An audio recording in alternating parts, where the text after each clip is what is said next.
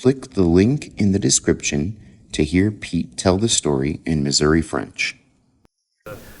Well, anyhow, the story, I'll tell you what I said in French first. There was a fellow living in the woods, and all he ever did was hunt. Had a little old dog, and he was as fast as the wind. The little old dog could run just as fast as the wind. And so one day he and his dog went out in the woods to hunt a deer, and they started chasing the deer, and the deer was running real fast, and the dog ran into a wire fence, and he cut himself in two a long ways, you know.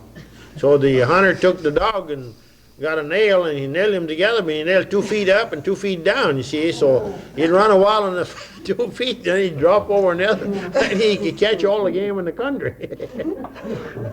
But He was too much in a hurry. he too much in a hurry. And the other part of the story was that he had a bunch of turkeys out there. There was 12 turkeys, and he was trying to catch them. You see, he wanted to catch them, so he dug a trench in the woods, and he filled it full of corn.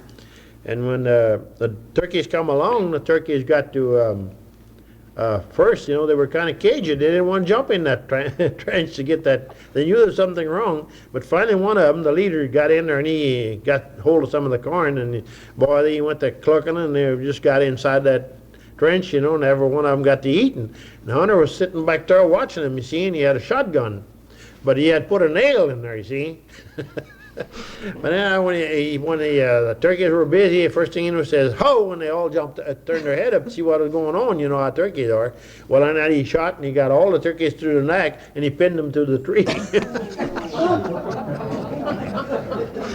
And then the next day he was hunting a deer, see, and he always had a nail in his pocket. He never hunted with the regular lead. He always had a nail.